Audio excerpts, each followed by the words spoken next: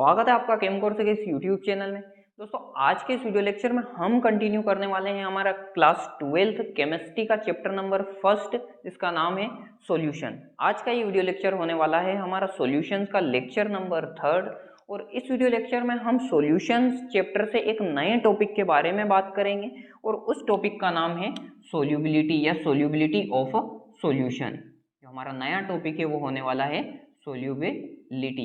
अब ये solubility of a solution क्या होता है, सोल्यूबिलिटी को कौन कौन से फैक्टर अफेक्ट करते हैं, या सोल्यूबिलिटी से रिलेटेड कौन कौन से लॉ होते हैं, आज के इस वीडियो लेक्चर में हम इन टॉपिक पर बात करने वाले हैं। अभी तक हमने सॉल्यूशन चैप्टर के जो 2 लेक्चर पढ़े हैं उन 2 लेक्चर में हमने समझा कि सॉल्यूशंस क्या होता है, सॉल्यूशंस को कौन कौन से ऐसे कंपोनेंट्स होते हैं जो किसी भी सॉल्यूशन को प्रिपेयर करने के लिए जरूरी होते हैं और सॉल्यूशंस की प्रिपरेशन किस तरह से की जाती है। और हमने बात करी कि सॉल्यूशंस का कंसंट्रेशन क्या होता है, कंसंट्रेशन को किस तरह से हम एक्सप्रेस कर सकते हैं डिफरेंट डिफरेंट वे में या डिफरेंट डिफरेंट फॉर्मूले में। इतनी बातें हमने लास्ट के 2 लेक्चर्स में कर ली है। आज का ये जो हमारा लेक्चर होने वाला है इसमें हम बात करेंगे सोल्यूबिलिटी की, कि कोई सॉल्यूशंस में सोल्यूबिलिटी का मतलब क्या होता है। जब भी हम कोई सॉल्यूशन प्रिपेयर करते हैं, यानी कि जब भी हम किसी सोल्यूट को सॉल्वेंट में ऐड करते हैं, तो उन दोनों से जो हमें सॉल्यूशन मिला है उस सॉल्यूशंस के लिए ये सोल्यूबिलिटी क्या होती है। तो दोस्तों जब भी हम कोई सॉल्यूशन प्रिपेयर करेंगे तो उस सॉल्यूशंस में हम कौन कौन से कंपोनेंट्स लेते हैं, तो एक हमारा होता है सोल्यूट और एक हमारा होता है सॉल्वेंट। इन दोनों के कॉम्बिनेशन से जो हमें मिलता है वो हमारा होता है सॉल्यूशन।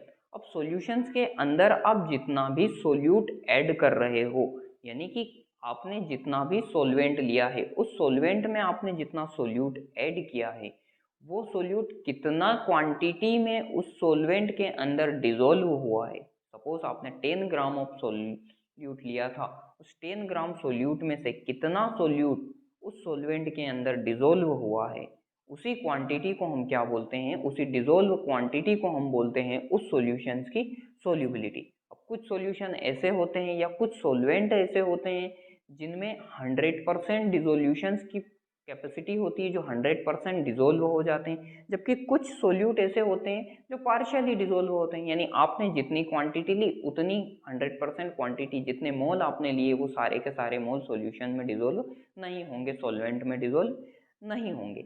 यानी कि हर एक सॉल्यूशंस की जो सोल्यूबिलिटी रहेगी वो डिफरेंट डिफरेंट रहेगी। अब सोल्यूबिलिटी जो होती है वो किसी भी सॉल्यूशन के किन फैक्टर्स पर डिपेंड करती है, उनकी बात हम आज के इस वीडियो लेक्चर में करेंगे। तो हमारे लिए सोल्यूबिलिटी का मतलब क्या होता है, सोल्यूबिलिटी का मतलब होता है कि आपने जो सॉल्यूशन प्रिपेयर किया है उस सॉल्यूशन में आपने जितना भी सोल्यूट ऐड किया था उस सोल्यूट का कितना पार्ट, कितना मोल, कितनी क्वांटिटी उस सॉल्यूशंस के अंदर डिसोल्व हुई है। तो total number of dissolve quantity या total number of mole which is dissolve in a solvent और solution is called solubility of solution. यानी कि वो क्वांटिटी सोल्यूट की, वो क्वांटिटी जो उस सॉल्यूशन के अंदर, उस सोल्यूट के अंदर डिसोल्व हुई है, उसी क्वांटिटी को हम उस सॉल्यूशंस की क्या कहेंगे, उस सॉल्यूशंस की सोल्यूबिलिटी कहेंगे, या उस सॉल्वेंट की उस सोल्यूट की सोल्यूबिलिटी कहेंगे। अब ये जो सोल्यूबिलिटी होती है ये किन फैक्टर्स पर डिपेंड करती है, तो ये डिपेंड करती है नेचर ऑफ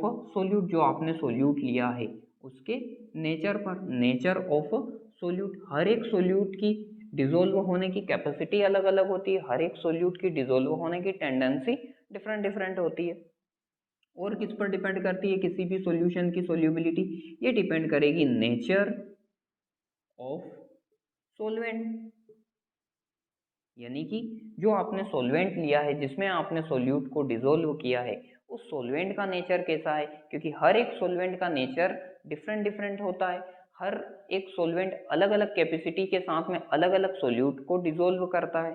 तो जो सोल्यूबिलिटी रहेगी वो किस पर डिपेंड करेगी, हमारी नेचर ऑफ सॉल्वेंट पर भी डिपेंड करेगी। इसके बाद आपकी जो सोल्यूबिलिटी रहेगी वो किस पर डिपेंड करेगी, तो किसी भी सॉल्यूशन की सोल्यूबिलिटी डिपेंड करेगी टेम्परेचर पर। किस पर, टेम्परेचर पर, टेम्परेचर पर भी डिपेंड करेगी। और किस पर डिपेंड करेगी, और डिपेंड करेगी किसी भी सॉल्यूशन की सोल्यूबिलिटी प्रेशर पर। तो ये 4 मेजर फैक्टर होते हैं जिस पर किसी भी सॉल्यूशन की सोल्यूबिलिटी डिपेंड करती है। ठीक है, क्यों? क्योंकि सोल्यूट का नेचर कैसा है, उसके अकॉर्डिंग वो सोल्यूट डिजोल्व होगा। सॉल्वेंट का नेचर कैसा है, उसके अकॉर्डिंग उसमें जो सोल्यूट आपने ऐड किया है वो सोल्यूट डिजोल्व होगा। टेम्परेचर जितना ज़्यादा होगा, टेम्परेचर जितना कम होगा, टेम्परेचर को आप बढ़ाएंगे, घटाएंगे, इंक्रीज करेंगे, डिक्रीज करेंगे, उसके अकॉर्डिंग आपके सोल्यूट और सॉल्वेंट का इंटरेक्शन होगा और सोल्यूबिलिटी उस सॉल्यूशन की डिपेंड करेगी, प्रेशर पर डिपेंड करेगी। अच्छा, एक चीज़ और, सोल्यूबिलिटी, कोई भी सॉल्वेंट या कोई भी सोल्यूट या सॉल्वेंट आपस में डिजोल्व कब होते हैं? तो जब भी आप सोल्यूट को किसी भी सॉल्वेंट में ऐड करते हो और उन दोनों के एडिशन से जो आपको सॉल्यूशन मिलता है, ये सॉल्यूशन कब प्रिपेयर होगा? तो जो आपने सोल्यूट लिया था और जो आपने सॉल्वेंट लिया था, उन दोनों के बीच में जो इंटरेक्शन हुआ है उस पर डिपेंड करता है उस सॉल्यूशंस की सोल्यूबिलिटी। ठीक है, तो ये जो इंटरेक्शन हो रहा है सोल्यूट और सॉल्वेंट का, ये इंटरेक्शन डिफरेंट डिफरेंट फैक्टर पर डिपेंड करता है। और वो फैक्टर कौन कौन से हैं? आपके nature of solute, nature of solvent, temperature and pressure. ठीक है, तो ये जो इंटरेक्शन होता है सोल्यूट और सॉल्वेंट का, इसे डिफरेंट डिफरेंट फैक्टर अफेक्ट करते हैं। अब हम जो हमारा सिलेबस है उसमें हम जो सोल्यूबिलिटी की बात करने वाले हैं, वो किस सॉल्यूशंस के बारे में बात करने वाले हैं? क्योंकि हमारे पास तो डिफरेंट डिफरेंट टाइप के सॉल्यूशंस होते हैं, तो हम जनरली बात करेंगे सोल्यूबिलिटी की। हम बात करेंगे उस सॉल्यूशंस के लिए जिस सॉल्यूशंस के अंदर हमारा जो सॉल्वेंट रहेगा, हमारा जो सॉल्वेंट है वो सॉल्वेंट क्या है? लिक्विड है। हमारा सॉल्वेंट जो है वो कैसा है? लिक्विड है। और हमारा जो सोल्यूट है वो गैस और क्या है? आपका गैस और सॉलिड है। यानी कि हम जो सोल्यूबिलिटी की बात करने वाले हैं, यहाँ पर हम दो सॉल्यूशंस के बारे में सोल्यूबिलिटी की बात करने वाले हैं, जिसमें से हमारा जो फर्स्ट सॉल्यूशन है वो सॉल्यूशन है सॉलिड इन अ लिक्विड, यानी कि किसी सॉलिड को हमने किसी लिक्विड सॉल्वेंट में डिसॉल्व किया। और दूसरी जो हमारे कंडीशन है या दूसरा जो हमारा सॉल्यूशन है वो है हमारा गैस इन अ लिक्विड। यानी कि हमारे जो दोनों सॉल्यूशन है वो कैसे हैं? एक में हमने किसी सॉलिड को किसी लिक्विड सॉल्वेंट में डिसॉल्व किया, एक में हमने किसी गैस को लिक्विड सॉल्वेंट में डिसॉल्व किया। तो इन दो कंडीशंस पर हम बात करेंगे सोल्यूबिलिटी की, कि ये दो टाइप्स के हमारे पास में सॉल्यूशन है, इनमें सोल्यूबिलिटी किस किस तरह से अफेक्ट होती है। ठीक है, चलिए हम लेक्चर को स्टार्ट करते हैं और फर्स्ट जो हमारी कंडीशन है उस पर हम बात करते हैं, solubility of a solid in a liquid solution. ठीक है, ओके। अब हम बात करते हैं solubility of a solid in a liquid solution या liquid solvent. Solubility of solid की हम यहाँ पर बात करने वाले हैं कि किसी भी सॉलिड की सोल्यूबिलिटी किस किस फैक्टर पर डिपेंड करती है।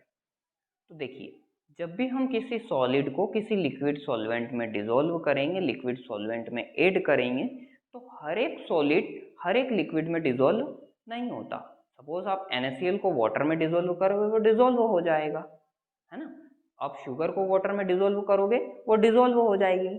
लेकिन जब भी आप नेप्थेलिन बॉल को या नेप्थेलिन को आप वाटर में डिसॉल्व करोगे, वो डिसॉल्व नहीं होगी। यानी कि जो सॉलिड और लिक्विड है, या आपका जो सोल्यूट सॉलिड और लिक्विड आपका सॉल्वेंट है, उन दोनों का जो इंटरेक्शन होता है आपस में, वो दोनों कब डिसॉल्व होंगे कब डिसॉल्व नहीं होंगे, उनका जो इंटरेक्शन है वो किस पर डिपेंड करता है? उन दोनों के नेचर पर डिपेंड करता है। जनरली ऐसा देखा गया है, प्रैक्टिकली या एक्सपेरिमेंटली ऐसा देखा गया है कि हमेशा पोलर जो सॉल्वेंट या सोल्यूट होते हैं, पोलर सोल्यूट और पोलर सॉल्वेंट होते हैं, पोलर नेचर्स के आपस में सोल्यूट और सॉल्वेंट इंटरेक्शन करते हैं और वो डिसॉल्व होते हैं। अब ये पोलर सोल्यूट और पोलर सॉल्वेंट क्या होते हैं, उनकी हम बात कर लेते हैं। तो जनरली जितने भी हमारे केमिकल कंपाउंड्स होते हैं, उन केमिकल कंपाउंड्स में आपस में क्या होती है, एक दूसरे केमिकल कंपाउंड्स का जो कंपोजिशन होता है, उन कंपोजिशंस में जितने भी एटम्स प्रेजेंट्स होते हैं, उन एटम्स में आपस में क्या होती है? इलेक्ट्रॉन्स की शेयरिंग होती है। इलेक्ट्रॉन्स की शेयरिंग से या इलेक्ट्रॉन्स के डोनेशन से या इलेक्ट्रॉन के आपस में इंटरेक्शन से उनमें बॉन्डिंग होती है। तो ऐसे मॉलिक्यूल्स या ऐसे कंपाउंड जिनमें इलेक्ट्रॉन का डिस्ट्रीब्यूशन अनसिमेट्रिकल होता है, जिनमें इलेक्ट्रॉन का डिस्ट्रीब्यूशन अनसिमेट्रिकल होता है या बॉन्डिंग इलेक्ट्रॉन का डिस्ट्रीब्यूशन अनसिमेट्रिकल होता है, ऐसे मॉलिक्यूल्स को, ऐसे कंपाउंड्स को हम क्या बोलते हैं? ऐसे कंपाउंड्स को हम बोलते हैं पोलर कंपाउंड्स या पोलर मॉलिक्यूल्स। और ऐसे कंपाउंड्स या ऐसे मॉलिक्यूल्स जिनमें इलेक्ट्रॉन का डिस्ट्रीब्यूशन सिमेट्रिकल होता है। सिमेट्रिकल डिस्ट्रीब्यूशन का मतलब क्या है कि पूरे मॉलिक्यूल्स के अंदर सारे एटम्स में जो इलेक्ट्रॉन का डिस्ट्रीब्यूशन है वो समान हुआ है, इलेक्ट्रॉन जिन जिन में बॉन्डिंग है वो बॉन्डिंग इलेक्ट्रॉन का डिस्ट्रीब्यूशन इक्वली हुआ है, ऐसे मॉलिक्यूल्स को हम बोलते हैं सिमेट्रिकल मॉलिक्यूल्स। और जो सिमेट्रिकल मॉलिक्यूल्स होते हैं वो जनरली नॉन पोलर नेचर के होते हैं। तो जो सोल्यूबिलिटी रहेगी वो सोल्यूबिलिटी पोलर पोलर सोल्यूट और पोलर सोलवेंट की सोल्यूबिलिटी अच्छी होगी, या पोलर सोल्यूट और पोलर सोलवेंट की सोल्यूबिलिटी 100% होगी, या वो इजीली सोल्यूबल होंगे। जबकि जो नॉन पोलर नेचर के सोल्यूट और नॉन पोलर के आपके सोलवेंट रहेंगे उनकी जो सोल्यूबिलिटी रहेगी वो अच्छी रहेगी, या वो आपस में एक दूसरे में सोल्यूबल होंगे और सॉल्यूशन आपका जो बनेगा उस सॉल्यूशन की सोल्यूबिलिटी अच्छी रहेगी या ग्रेटर क्वांटिटी में रहेगी कंपेयर टू नॉन पोलर और पोलर के बीच की सोल्यूबिलिटी के कंपेयर में। ठीक है, तो जो सोल्यूबिलिटी होती है वो सोल्यूबिलिटी फर्स्टली किस पर डिपेंड करती है? किसी भी सॉल्यूशन की वो डिपेंड करती है नेचर ऑफ सोल्यूट और नेचर ऑफ सॉल्वेंट पर। इसके बाद में अगर हम बात करें, अच्छा एक कुछ एग्जांपल हम यहाँ पर लेते हैं सोल्यूबिलिटी या नेचर ऑफ सोल्यूट और नेचर ऑफ सॉल्वेंट का। तो जब भी आप NaCl को वाटर यानी H2O में डिसोल्व करते हो। अच्छा, NaCl भी कैसे नेचर का है? NaCl भी पोलर मॉलिक्यूल है। जबकि आपका H2O भी क्या है? H2O भी जो हमारा होता है, H2O भी क्या है? H2O भी पोलर मॉलिक्यूल होता है। अब दोनों पोलर मॉलिक्यूल यानी दोनों सेम नेचर के होने की वजह से इनकी जो सोल्यूबिलिटी रहेगी वो सोल्यूबिलिटी कैसी रहेगी? सोल्यूबिलिटी यहाँ पर ग्रेटर रहेगी, सोल्यूबिलिटी ज़्यादा रहेगी। जबकि अगर हम बात करें यहाँ पर नैफ्थलीन की अगर हम बात करें तो नैफ्थलीन को जब भी आप वाटर में डिसोल्व करोगे तो उनकी जो सोल्यूबिलिटी रहेगी वो सोल्यूबिलिटी कम रहेगी, या वो एक दूसरे में सोल्यूबल नहीं होंगे। ठीक है, ऐसा क्यों हुआ? क्योंकि जो नैफ्थलीन होता है, ये नैफ्थलीन भी कैसे नेचर का है? नॉन पोलर नेचर का मॉलिक्यूल होता है। जबकि वाटर कैसे नेचर का मॉलिक्यूल है? ये पोलर मॉलिक्यूल है। अच्छा, अब नॉन पोलर में जब आप डिसोल्व करोगे, नॉन पोलर सोल्यूट को नॉन पोलर सोलवेंट में जब डिसोल्व करोगे तो वो इजीली सोल्यूबल हो जाएगा। नैफ्थलीन यहाँ पर नॉन पोलर है, जबकि आपका जो बेंजीन होता है, बेंजीन भी कैसा है? नॉन पोलर मॉलिक्यूल है, नॉन पोलर नेचर का मॉलिक्यूल है। तो इनकी जो सोल्यूबिलिटी रहेगी वो सोल्यूबिलिटी क्या होगी? ग्रेटर क्वांटिटी में होगी। उनकी जो सोल्यूबिलिटी रहेगी वो ज़्यादा रहेगी, यानी कि नैफ्थलीन को जैसे ही आप बेंजीन में डिसोल्व करोगे वो इजीली डिसोल्व हो जाता है। ठीक है, तो सोल्यूबिलिटी किस पर डिपेंड करती है? नेचर ऑफ सोल्यूट और नेचर ऑफ सॉल्वेंट पर डिपेंड करती है। ठीक है, हर एक कंपाउंड किसी भी सॉल्वेंट में डिसोल्व नहीं हो सकता। जब भी कोई कंपाउंड एक दूसरे में डिसोल्व होगा तो क्या होगा? उनमें आपस में इंटरेक्शन होगा, उनके जो मॉलिक्यूल्स रहेंगे उनमें इंटरेक्शन होगा।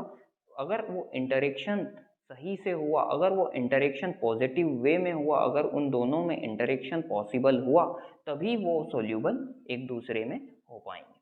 ठीक है, इसके बाद में हम बात करते हैं आपके टेम्परेचर की। किसी भी सॉल्यूशंस को, किसी भी सॉलिड को जब आप लिक्विड सॉल्वेंट में डिसोल्व करते हो तो वहाँ पर टेम्परेचर किस तरह से उनके डिसोल्यूशंस को अफेक्ट करता है, टेम्परेचर से उस सॉल्यूशंस की सॉल्युबिलिटी किस तरह से अफेक्ट होती है। ठीक है, तो टेम्परेचर जनरली जब भी हम टेम्परेचर को इंक्रीज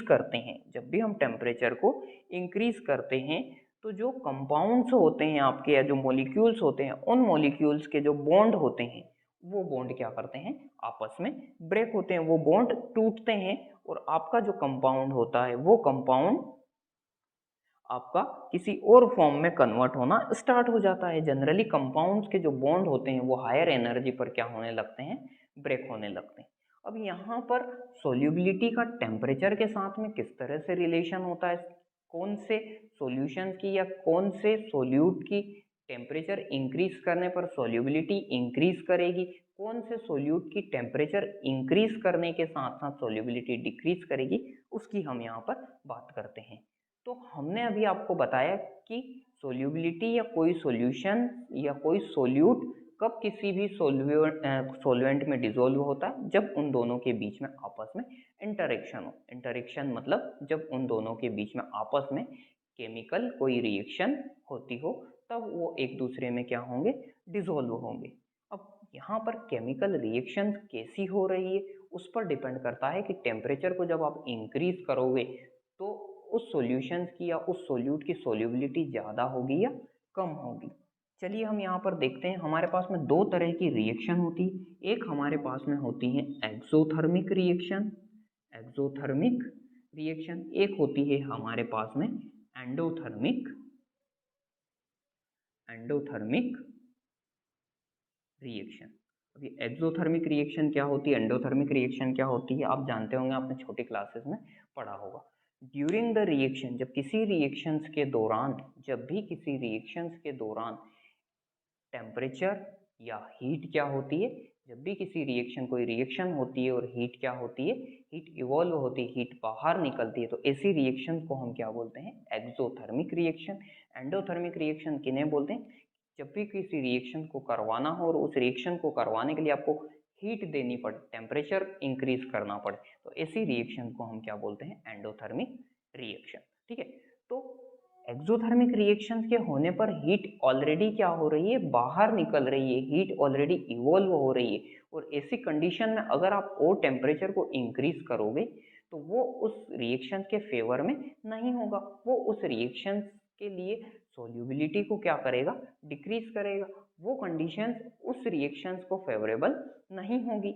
इसलिए हमेशा जब भी आप एक्सोथर्मिक रिएक्शन के केसेस में, जब भी आप एक्सोथर्मिक रिएक्शन के केसेस में टेम्परेचर को क्या करते हो, टेम्परेचर को इंक्रीज करते हो, एक्सोथर्मिक रिएक्शन के केसेस में जब भी आप टेम्परेचर को क्या करोगे, इंक्रीज करोगे, तो उस रिएक्शन की जो सोल्यूबिलिटी रहेगी, उस सॉल्यूशन की जो सोल्यूबिलिटी रहेगी, उस सॉल्यूशन की सोल्यूबिलिटी क्या होगी, डिक्रीज होगी, उस सॉल्यूशन की सोल्यूबिलिटी क्या होगी, डिक्रीज होगी, क्योंकि रिएक्शन कैसी है, एक्सोथर्मिक, ऑलरेडी हीट बाहर निकल रही है और आप उसे और हीट देना चाह रहे हो, तो उस कंडीशन में सोल्यूबिलिटी क्या होगी, डिक्रीज करेगी।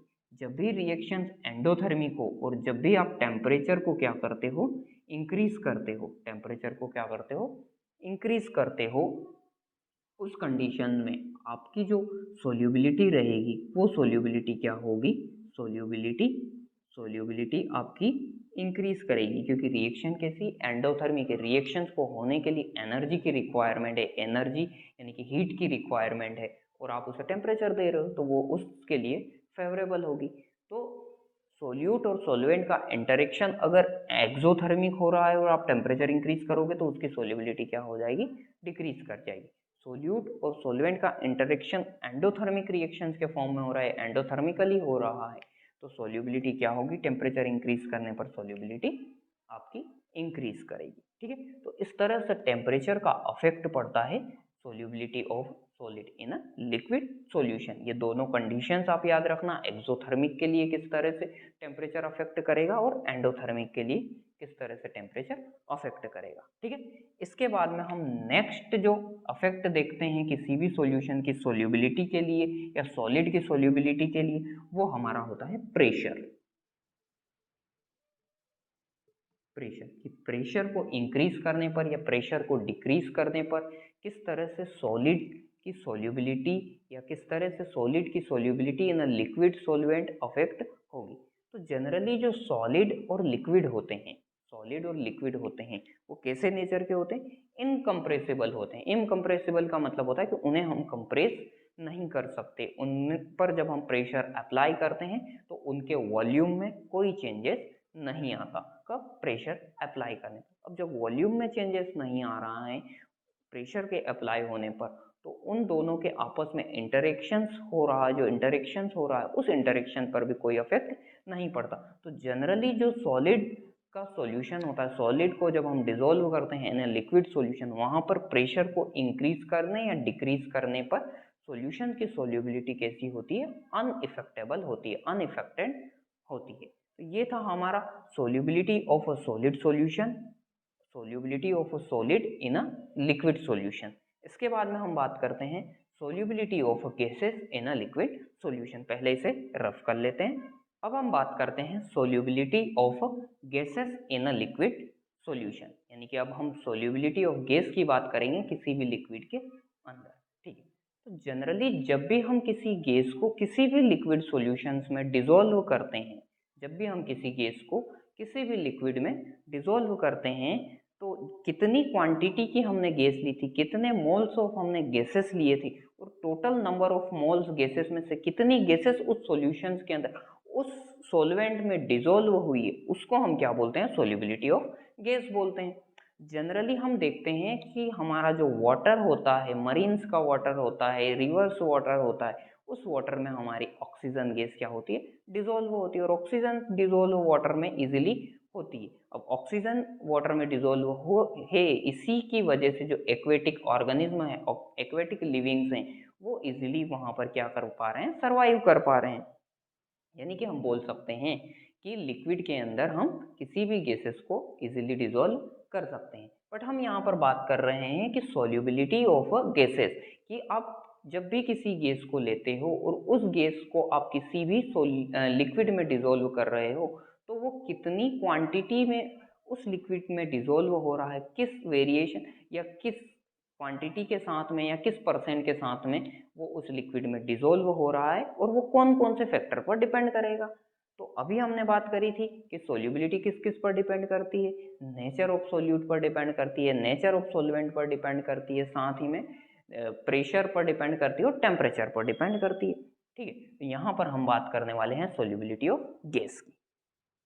देखो, जब भी हम किसी भी गैस को किसी भी लिक्विड के अंदर डिसॉल्व करते हैं, जब भी हम किसी भी गैस को किसी भी लिक्विड में डिसॉल्व करते हैं, सपोज हमारे पास में इसमें कोई एक लिक्विड था और इस लिक्विड में हमने कुछ गैसियस पार्टिकल्स को क्या किया, कुछ गैसियस पार्टिकल्स को हमने यहाँ पर डिसॉल्व किया है। ठीक है, अब इस लिक्विड में हमारी जो गैस थी वो डिसॉल्व है। अब कोई भी गैस उस लिक्विड के अंदर कितनी क्वांटिटी में डिसॉल्व है, उस क्वांटिटी को ही हम उस गैस की सॉल्युबिलिटी कहेंगे।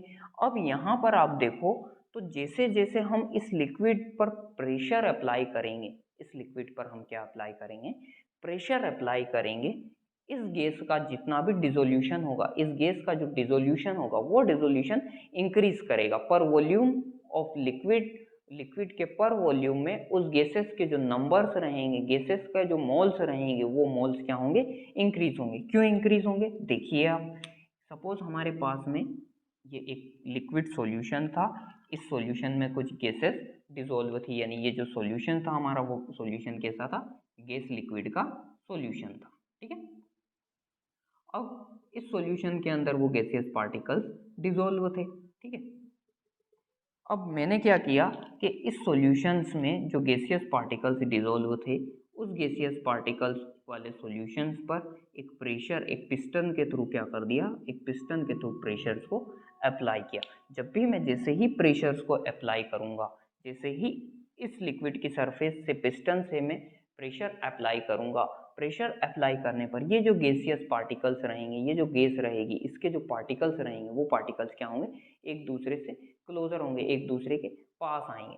जब पार्टिकल्स एक दूसरे के पास में आएंगे, तो इस सॉल्यूशंस के अंदर अब पर वॉल्यूम, इस सॉल्यूशन में पर वॉल्यूम, इस सॉल्यूशन के पर